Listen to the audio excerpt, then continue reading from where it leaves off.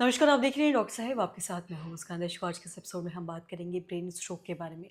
हम देखते हैं जब भी ठंड आती है तो जो स्ट्रोक के जो पेशेंट हैं ये भी काफ़ी ज़्यादा बढ़ जाते हैं। कई बार ऐसा देखा जाता है कि खासकर सुबह के समय में बहुत सारे लोगों को ब्रेन स्ट्रोक हो जाता है। आज हम इसी बारे में तमाम जानकारी लेंगे और इसी पे बातचीत करने के लिए आज हमारे साथ मौजूद है बिहार के जाने-माने न्यूरोलॉजिस्ट डॉक्टर अजय कुमार सिंह। साथ ही आपको बता दें कि ये आईजीएमएस के पूर्व डायरेक्टर भी रह चुके हैं। सर नमस्कार, बहुत-बहुत स्वागत है आपका।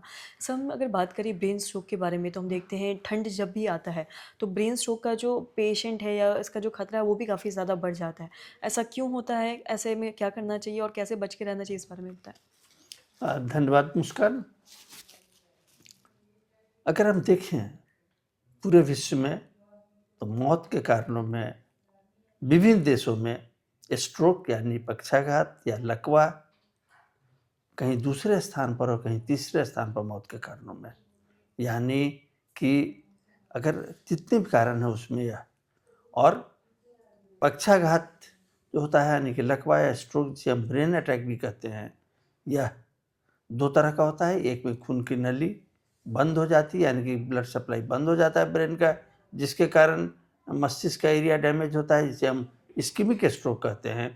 और दूसरा होता है जिसे हम हेमरेजिक स्ट्रोक कहते हैं, इसमें खून की नली फट जाती है तो जिसके कारण ब्रेन के अंदर खून फैल जाता है जिसे हम हेमरेजिक स्ट्रोक कहते हैं। साधारणतया उम्र बढ़ने के साथ स्ट्रोक के केसों में वृद्धि होती है। इसके अलावा ब्लड प्रेशर और मधुमेह ये जो हैं ये जिनको होता है उनमें स्ट्रोक का खतरा बढ़ जाता है। खास कर जिनका ब्लड प्रेशर होता है उसमें ठंड के समय थोड़ा सा ब्लड प्रेशर बढ़ने का खतरा रहता है, जिसके कारण हेमरेजिक स्ट्रोक की संख्या में थोड़ी बढ़ोतरी हो जाती है। इसके अलावा अगर किन्हीं को हार्ट की बीमारी है उन्हें भी स्ट्रोक खतरा ज़्यादा होता है। जो जिन्हें के खून में कोलेस्ट्रॉल खासकर एलडीएल वगैरह ज़्यादा होता है उन्हें खतरा ज़्यादा होता है। जो लोग स्मोकिंग करते हैं यानी कि सिगरेट पीते हैं उन्हें इसका खतरा ज़्यादा होता है।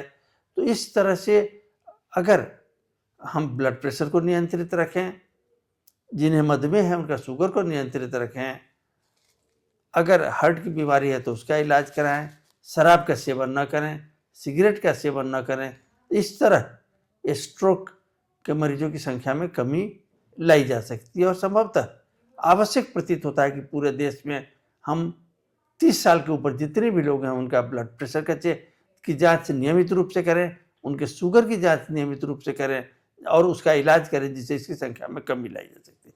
उसके अलावा जहाँ तक इलाज का सवाल है, अगर पहले 4.5 घंटे में मरीज का इलाज चालू हो जाए तुरंत तो उससे काफ़ी बड़ी संख्या में मरने वाले की संख्या में कमी लाई जा सकती है।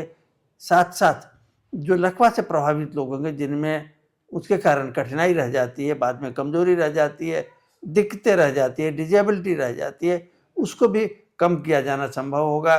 तो जैसे इसके लक्षण जो होते हैं उसे पहचानना इसलिए आवश्यक है। अगर किसी को बोलने में दिक्कत अचानक हो, एक तरफ से चेहरा अगर टेढ़ा लगे, बात कर रहे हैं तो चेहरा टेढ़ा लगे, हाथ या पाँव में अगर कमजोरी मालूम पड़े तो ये लक्षण है कि इस मरीज को स्ट्रोक हो सकता है।